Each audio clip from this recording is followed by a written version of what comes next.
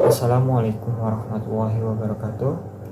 Saya Fajar Aulia dari Prodi Pendidikan Bahasa Inggris kelas Malang, Universitas Pancasakti Bekasi.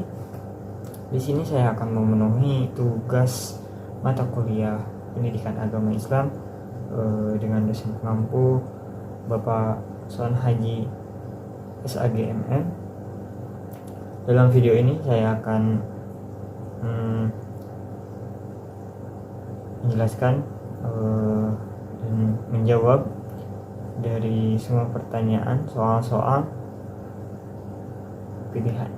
pilihan ganda tentang yang pertama manusia dan agama, kedua ma'rifatul insan, ketiga etika moral dan akhlak, empat ibadah, yang kelima syariah dan muamalah. Oke. Baik, di sini saya akan membacakan soal tentang hubungan antara manusia dan agama. Nomor 1, manusia adalah makhluk paling istimewa. Adalah salah satu ciri manusia yang dikutip dari Al-Quran surat 95 ayat 4, Quran surat 7 ayat 172,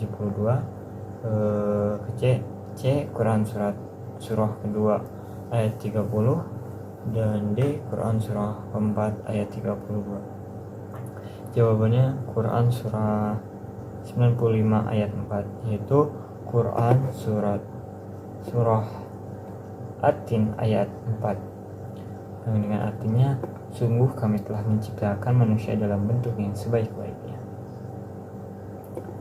Nomor 2, manusia merupakan makhluk Allah yang diciptakan ke dunia untuk menjadi khalifah. Apa tujuan hidup manusia di dunia? A. Menjadi perwakilan, B. Bersenang-senang, C. Berbuat maksiat, jawabannya A. Menjadi perwakilan. Nomor 3,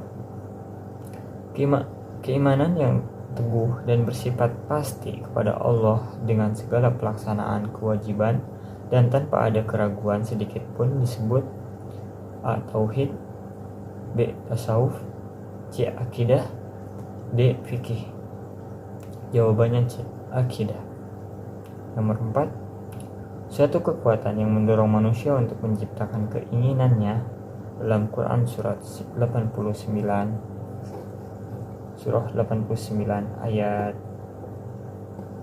ayat 27 sampai dengan ayat 30 disebut A. Fitrah, B. Rezeki, C. Nafsu atau al-hawa, D. Cita-cita. Dan jawabannya adalah C. Nafsu atau al-hawa. Dalam Quran surah ke-89 ayat 27 itu Quran surah Al-Fajr yang menjelaskan tentang hawa nafsu. Oke, dilanjut. Nomor 5, faktor-faktor kebutuhan terhadap agama dan perannya dalam kehidupan manusia yang benar adalah A. Kebutuhan akal terhadap pengetahuan tentang hakikat terbesar dan tunggal, B. Kebutuhan sandang, C. Kebutuhan pangan, D. Kebutuhan papan. Jawabannya A. Kebutuhan akal terhadap pengetahuan tentang hakikat terbesar dan tunggal. Nomor 6, dalam konsep apakah fungsi manusia sebagai makhluk sosial?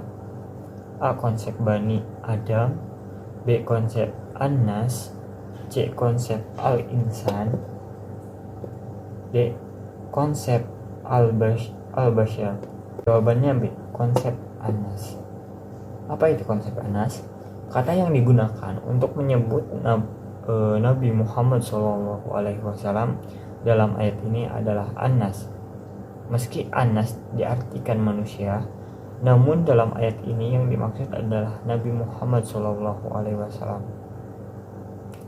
Bukan seluruh manusia. Nabi disebut dengan kata An-Nas dikarenakan dalam diri Nabi Muhammad SAW ada seluruh tingkah laku baik manusia. Selanjutnya nomor 7, menurut agama ada beberapa aspek dalam penyebutan nama pada manusia, kecuali A.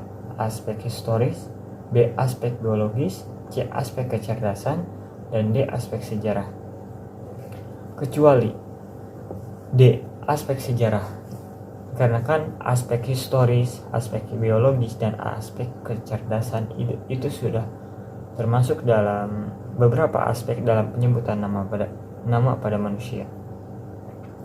Nomor 8, ruh di dalam diri manusia berfungsi sebagai sumber A. kekuatan, B. kenikmatan, C. moral yang baik dan mulia, D. kejayaan. Jawabannya C. moral yang baik dan mulia. Nomor 9, di dalam agama manusia akan bertanggung jawab atas A. rezeki, B. jodoh, C. maut, dan D. perbuatan. Jawabannya D. perbuatan, karena perbuatan apa yang dilakukan oleh manusia akan dipertanggungjawabkan. Nomor 10, akal disebut nous atau logos berdasarkan bahasa A. Yunani, B. mores, C. ethos, D. holuk. Jawabannya A. nous logos, Yunani, bahasa Yunani. Dilanjut dengan soal tentang hubungan dengan marifatul insan. Nomor 1,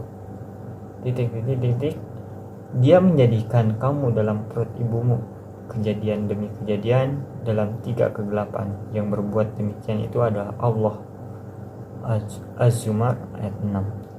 3 kegelapan yang dimaksud ayat tersebut adalah A. kegelapan dalam perut, B. kegelapan dalam rahim, C. kegelapan dalam selaput yang menutup dalam janin dan rahim, D. A, B. Jawaban A, B, dan C betul semua. Jawabannya D. A, B, dan C betul semua.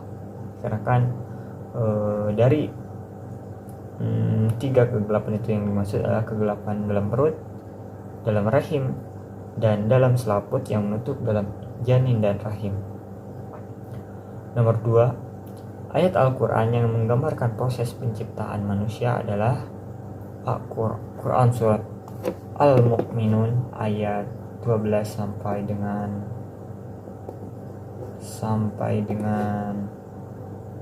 14, B. Quran surat Az-Zumar ayat 6, C. Quran surat Al-Hajj ayat 5, B. Quran surat Syad ayat 72. Jawabannya Quran surat Al-Mu'minun ayat 12 sampai 14 dengan artinya, dan sungguh kami telah menciptakan manusia dari saripati berasal dari tanah. Artinya kemudian kami menjadikan air mani yang disimpan dalam tempat yang kokoh atau yang disebut rahim. Jadi untuk jawabannya A, proses penciptaan manusia dalam surat Quran surat Al-Mu'minun ayat 12 sampai 14. Lanjut nomor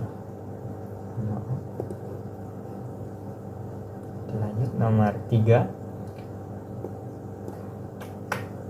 zat yang tak terlihat tetapi hakikatnya itu terasa eksistensinya dalam jiwa manusia merupakan pengertian dari A. jasad, B. ruh, C. akal, D. fisik.